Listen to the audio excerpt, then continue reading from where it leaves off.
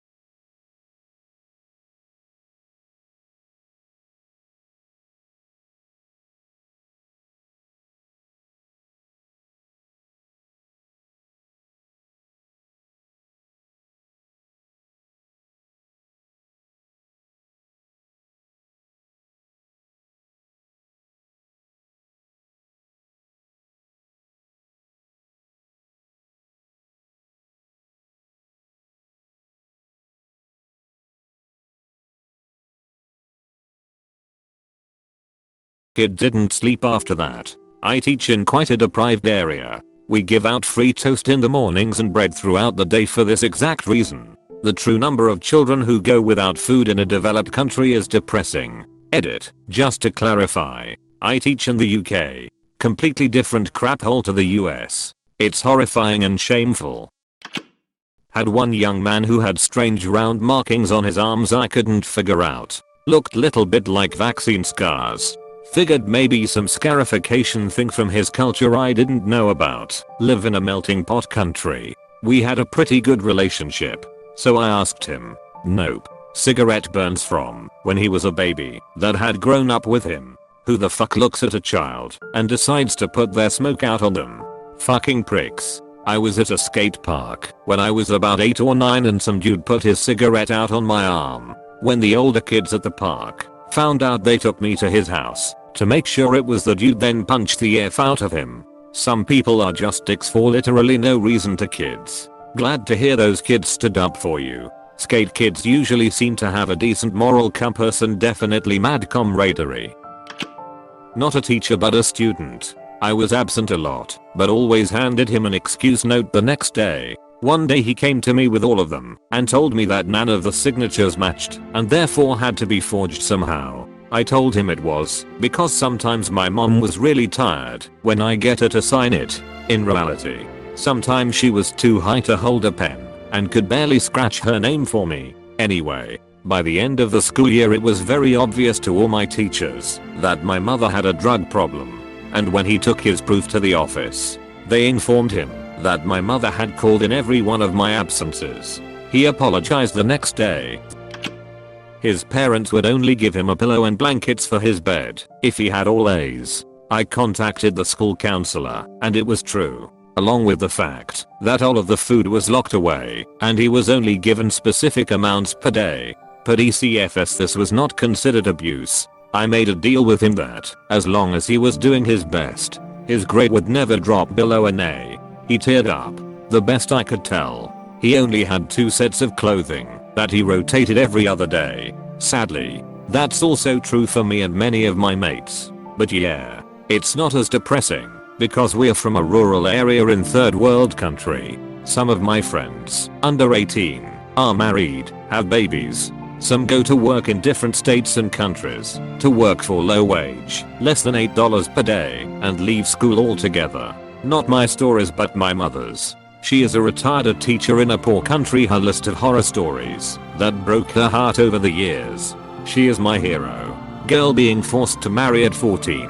My mom getting into a fight with her family and making a deal with her family to let her finish high school. My mom buying supplies from her own salary because the family prioritized the son's education. A student confessing to my mother that she got raped by her uncle and got pregnant. In my culture these things mostly end up where the girl is shamed or killed. She managed to get this girl help. I will not get into details, but that girl finished school and uni. Students coming hungry to school, students hiding in her classroom because their father pimps them out. My mom's greatest sorrow was that she couldn't help everyone. My mom taught in a very low income school and every year would go to the dollar store and pick up Christmas presents for all of her students. She knew that many of them didn't get any other gifts for the holiday. She also had stories about how they needed to be careful when constructing standardized tests because there were students who might answer a question like what do you do when you're hungry with go to bed or similar things. I have a friend in education and they do a secret Santa for the most at need kids and the siblings of those kids. She says you can tell the ones who won't get anything on Christmas Day as they save the gift to open at home. Likewise they also have issues with standardized testing. One English essay topic was to write about a recent holiday with an example that featured a flight, hotel, the pool, etc. Many of these kids had never experienced a big holiday like that and were confused by the question. I wrote about the same holiday till I was like 17. When I was 3 we went to Disneyland and I had vague memories of it. When I was 4 my little brother was born prematurely with major complications. He was legal to drink before we got it all paid off and we never really did a vacation after that. I just kept embellishing the story and adding siblings lol. 5-year-old girl was crying at the lunch table. I tell her she's going to see her mom soon and it's okay. I don't know her very well at this point. She goes, my mom's in jail. So I quickly go, your dad. Then, and she goes he's in jail too. Her twin sister says, we live with our grandma. I'm about to cry at this point, so I ask if they need anything. Can I get them anything?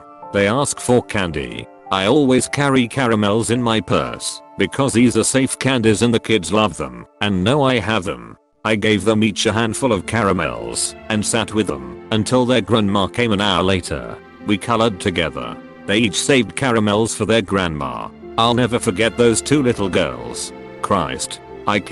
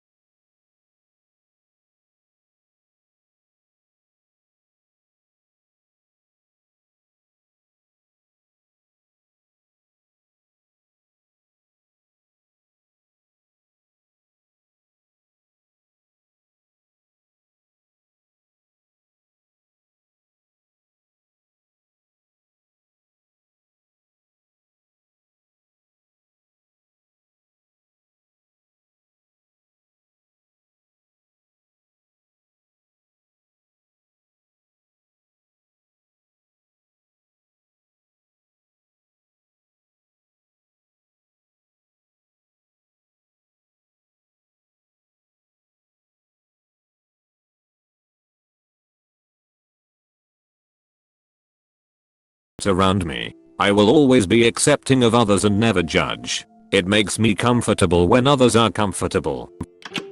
It was my first year teaching, and the holidays were approaching. A second grade student asked my why Santa visits everyone else's home, but skips hers. On Christmas Eve, my father and I played Santa. We dropped off gifts at their home for each child, with of course the permission of the legal guardian's parents were in jail. When I was in second grade, my principal called me into his office one day, just to ask me how many siblings I had. I was confused. And when I told my mom, she just assumed it was a question for the free lunch program. But that Christmas Eve my principal dressed up as Santa and dropped off 2 trash bags of toys. My mom cried because she and my dad had no money that year. I promise you, those presents meant a lot to those kids because they meant so much for me. Keep doing what you do. There it is. The ugly cry.